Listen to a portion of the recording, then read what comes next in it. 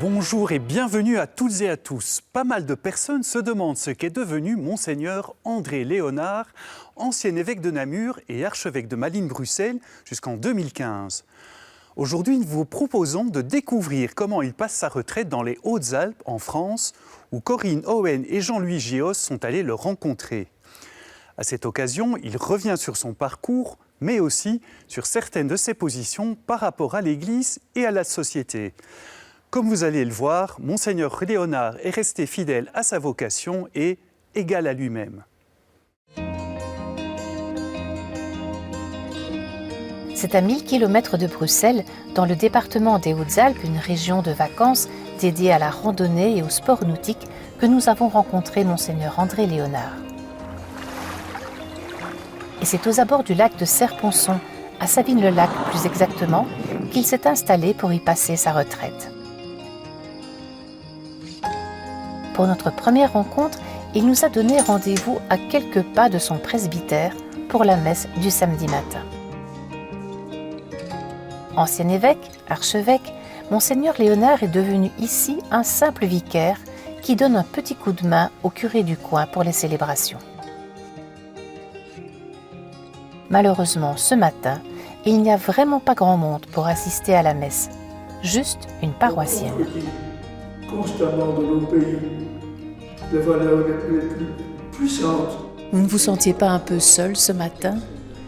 Effectivement, il n'y a pas une grande assemblée, hein. On est juste quelques fidèles. On essaye en fait de se partager pour qu'il ne soit jamais tout seul. Mais on est souvent quand même 4 ou 5. Qu'est-ce qui vous touche dans la manière de célébrer de Monseigneur Léonard ?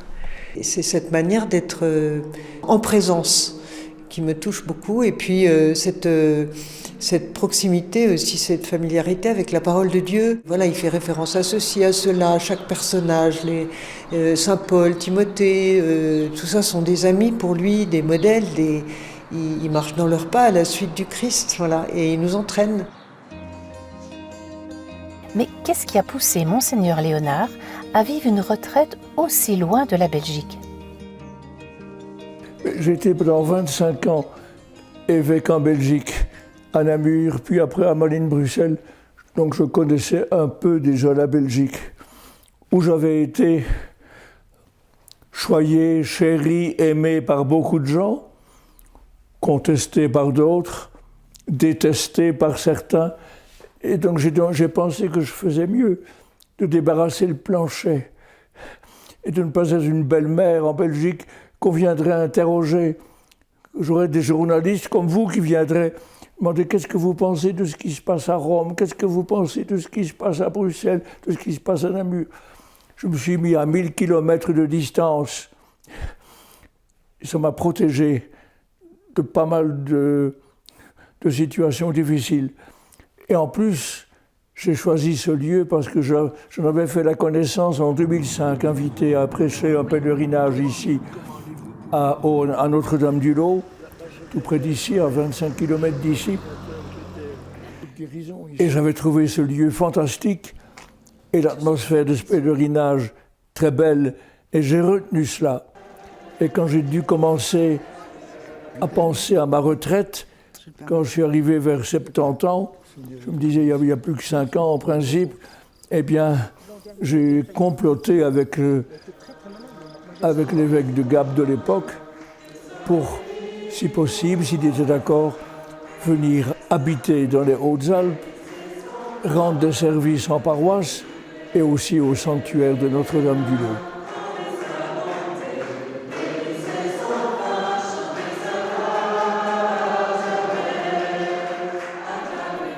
Notre-Dame-du-Lot, où la Vierge est apparue plusieurs fois.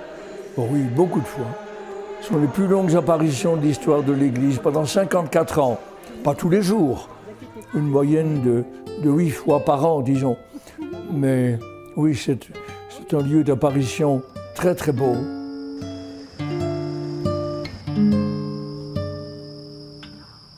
Alors, Marie, qui est une mère aussi, dans votre vie, est-ce que votre maman vous a inspiré au niveau de la foi? Est-ce qu'elle vous a donné sa foi? Vous étiez 4 garçons, tous prêtres. Oui. Certainement pas par la parole. Je ne me souviens pas que ma mère m'ait jamais fait une sorte de catéchisme à la maison, ni mes frères aînés non plus. Mais c'était par la vie. On priait ensemble. Quand j'étais enfant, je me souviens que de temps en temps, peut-être pas tous les jours, mais le soir, je me mettais à genoux, appuyé les mains sur une chaise, et on priait tous ensemble, les quatre garçons et maman, mon père étant mort depuis très longtemps, on priait ensemble au moins une dizaine du chapelet ou un chapelet tout entier. Moi, j'ai pensé à devenir prêtre avant que je ne sache, ou pour le dire en français élégant, que je ne suce, que mon frère aîné allait vouloir devenir prêtre. J'avais 6 ans et demi, lors de ma première communion à Noël 46, et après la messe, j'étais dans la chapelle latérale où il y avait la crèche, en disant « Jésus, je deviendrai prêtre ». Et l'année après, en 47, j'apprends, à l'automne, que mon frère aîné entre au séminaire pour devenir prêtre. Et je me suis dit, tiens, lui aussi a pensé à cela. Nous n'avons jamais parlé. Tous les 4, nous avons décidé de devenir prêtres, mais on n'a jamais parlé de cela entre nous. Il y avait une sorte de pudeur. Mais c'est vrai qu'on a formé un quatuor assez exceptionnel.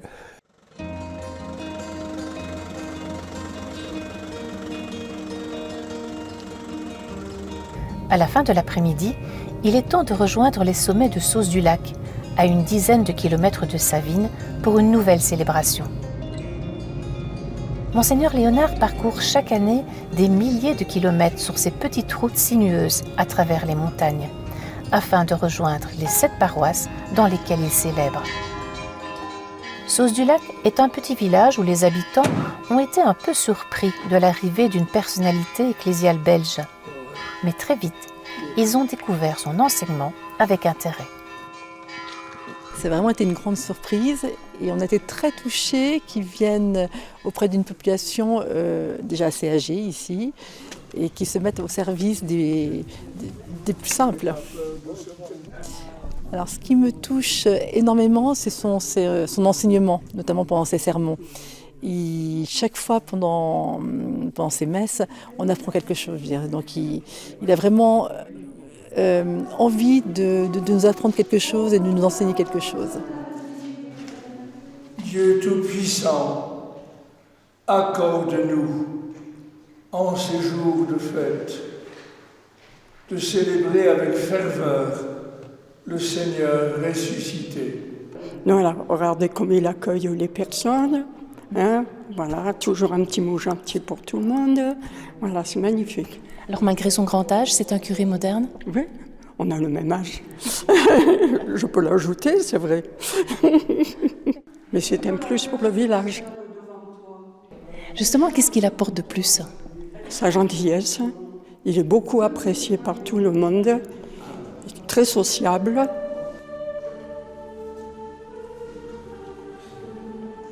C'est un théologien, donc avec une connaissance très grande des Écritures, et donc c'est toujours intéressant de l'écouter.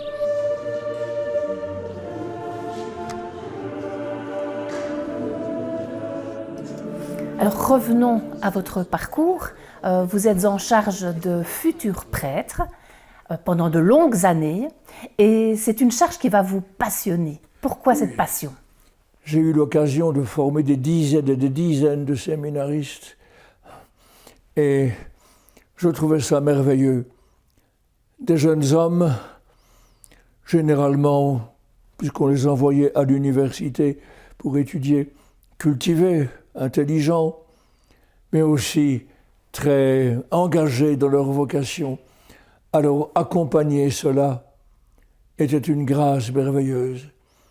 Et comme j'étais très attaché à ma vie de prêtre, eh bien ça m'a formé moi-même. J'ai d'ailleurs reçu beaucoup de mes séminaristes. Il y a parfois des séminaristes qui m'ont fait des réflexions disant « Mais pourquoi vous ne faites pas ceci? Pourquoi vous ne faites pas cela? Pourquoi est-ce que vous oubliez cela ?» Ils m'ont formé aussi. J'ai passé des années merveilleuses à accompagner tous ces jeunes dont la plupart, la plus grande partie, est effectivement devenue prêtre et des prêtres de qualité.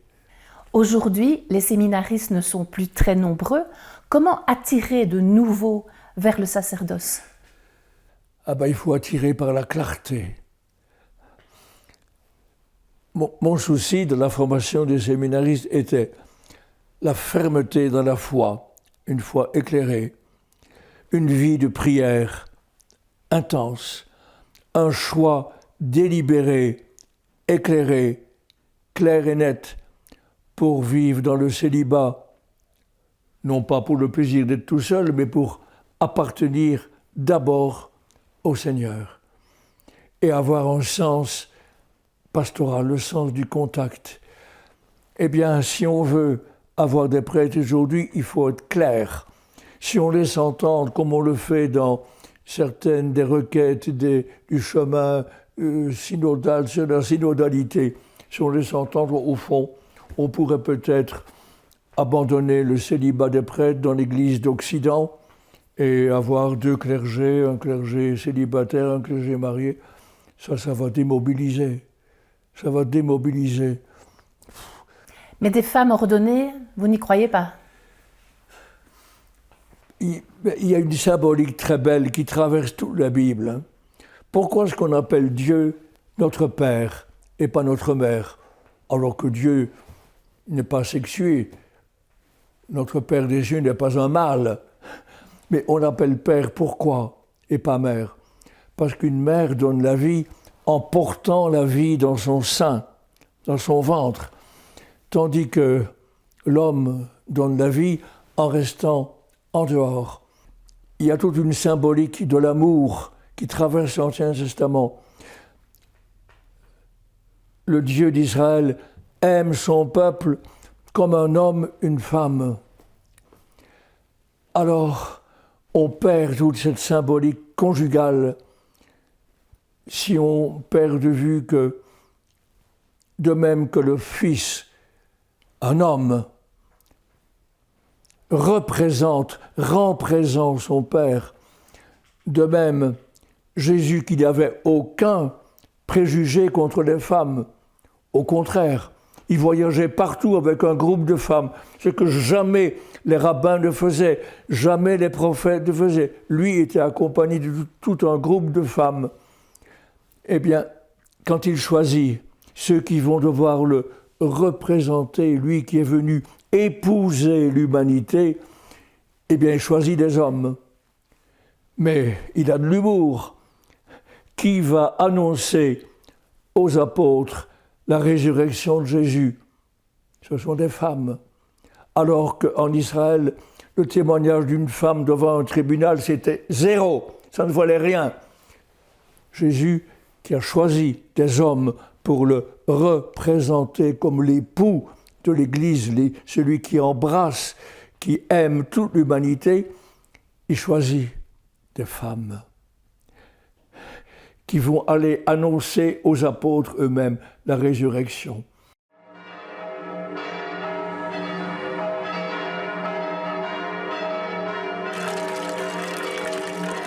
Ce dimanche matin, nous nous retrouvons dans la ville voisine d'Embrun. Infatigable, Monseigneur Léonard nous fait découvrir avec passion la cathédrale Notre-Dame du Réal, où il va célébrer ce matin.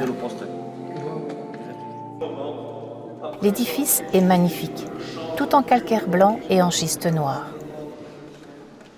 Et c'est une assemblée priante et attentive qui partage avec lui ce moment de communion. Soyez prêts à tout moment à présenter une défense. Revenons alors à votre parcours, si vous voulez bien. Donc, vous devenez ensuite évêque.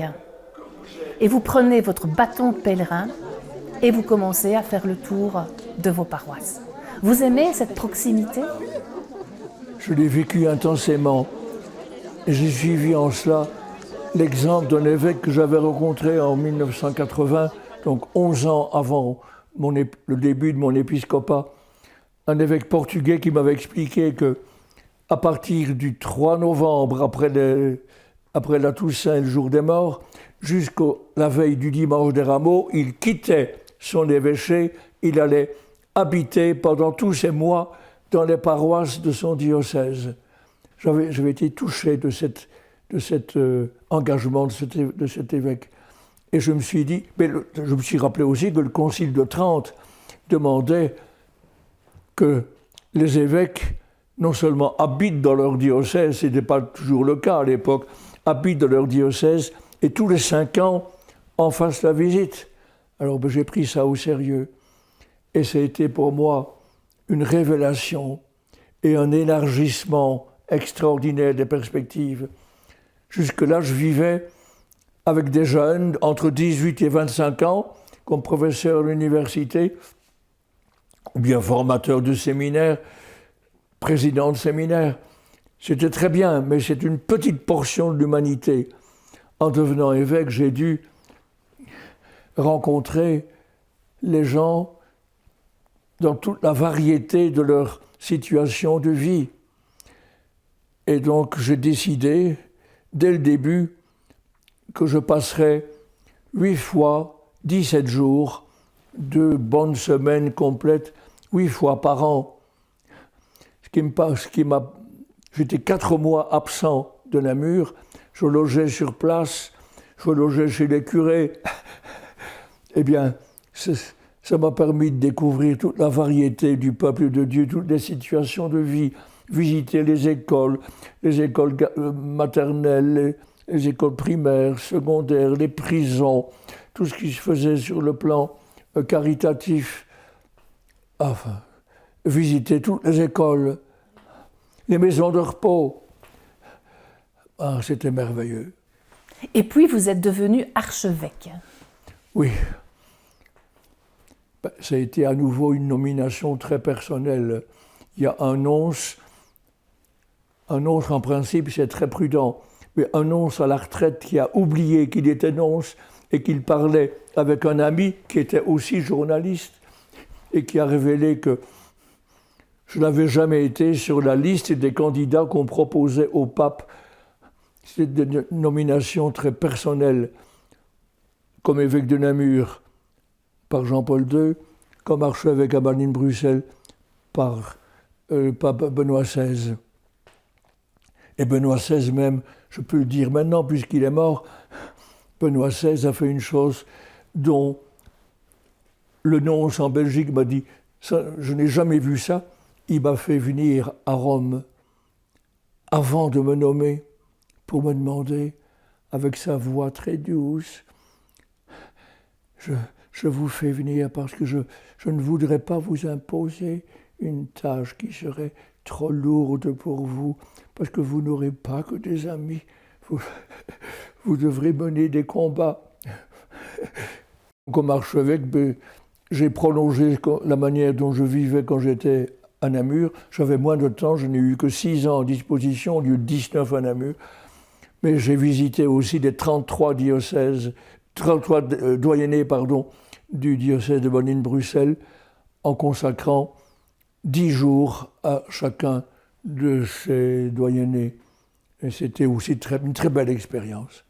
Est-ce que vous pensez, Monseigneur Léonard, que l'Église doit donner son avis, par exemple, sur tout ce qui se passe dans la société, sur le débat politique, le débat sociétal? Est-ce que vous croyez que c'est important? Oui, je pense qu'il faut oser parler, en sachant qu'on est une voix parmi d'autres, mais une voix que nous jugeons être exceptionnelle, celle de la foi en Jésus.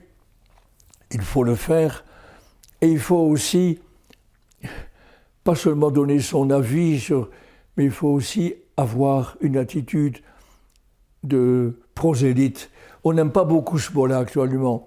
On met en garde contre le prosélytisme, mais qu'est-ce qu'a fait Saint Paul? Saint Paul, il a, dès le début de sa conversion, il parlait non seulement aux Juifs, mais il allait au-devant des païens. Il allait les secouer, leur parler de Jésus. On le recevait pas, mais il y allait.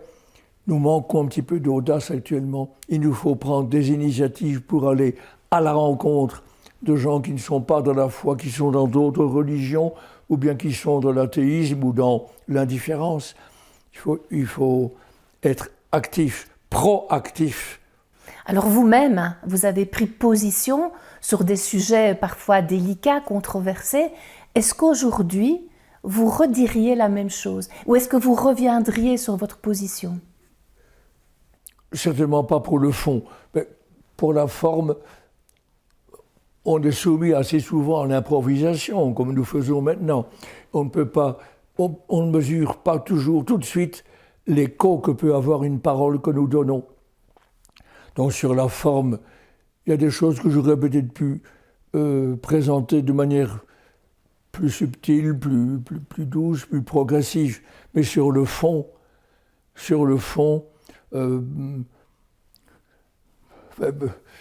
si j'ai été confronté au groupe de femmes qui sont venus là m'asperger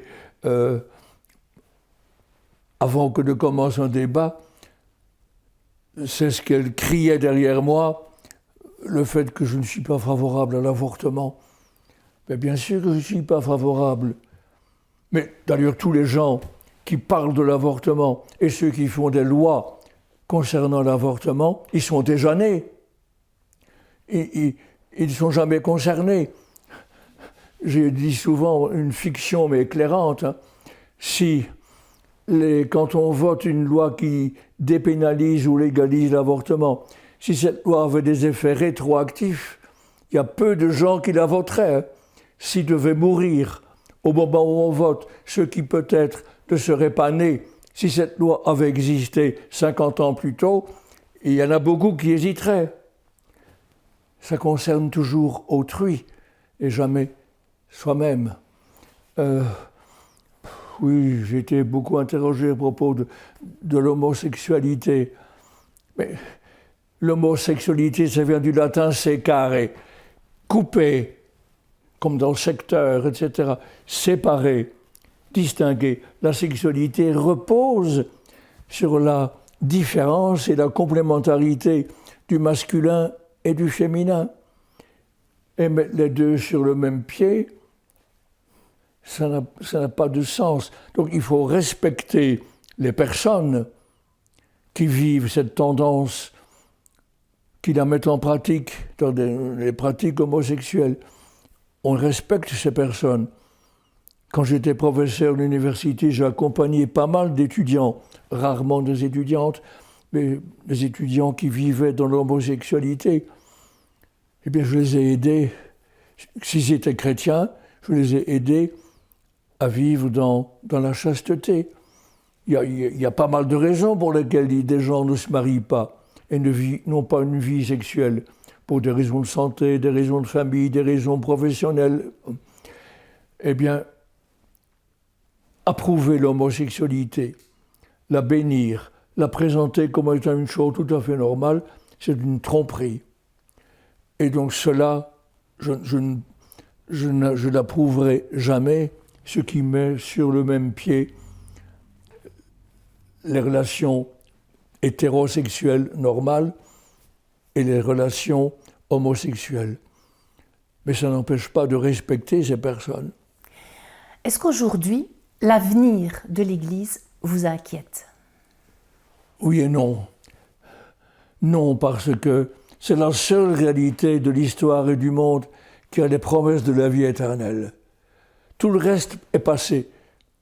L'empire assyrien, l'empire égyptien, l'empire romain, l'empire carolingien, l'empire napoléonien, l'empire britannique, tout cela passe ou est déjà passé. Tandis que Jésus garantit l'éternité de l'Église. Tu es pierre et sur cette pierre je bâtirai mon Église et les portes des puissants de l'enfer ne l'emporteront pas contre elle. C'est une promesse extraordinaire. Donc, en un sens, je ne suis pas inquiet.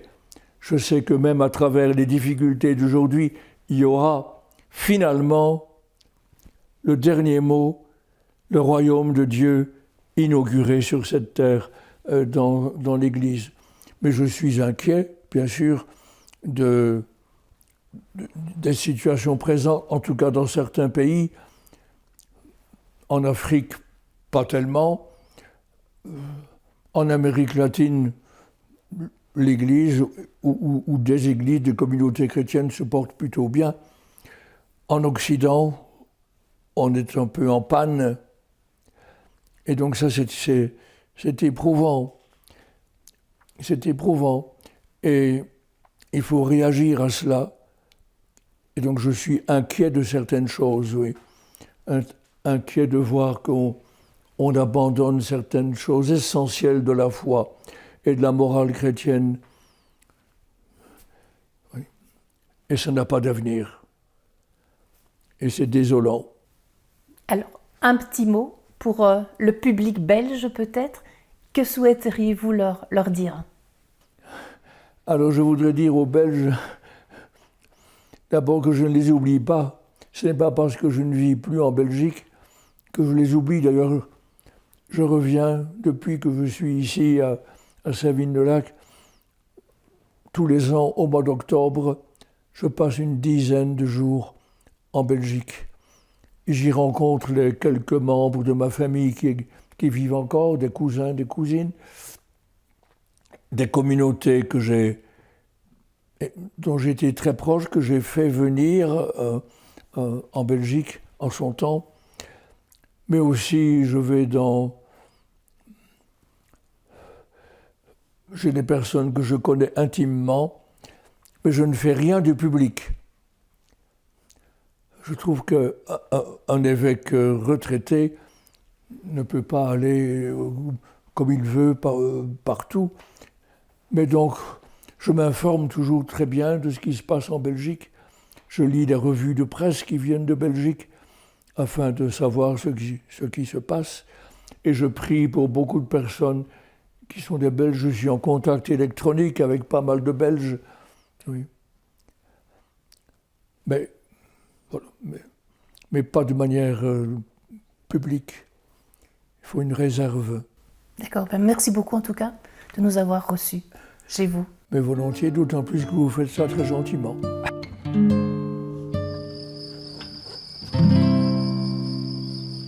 Nous espérons que ce film vous a plu. Si vous souhaitez le revoir, eh bien rendez-vous comme d'habitude sur la plateforme Ovio ou sur le site catobel.be. Merci d'avoir été encore une fois avec nous. À très bientôt pour une prochaine émission.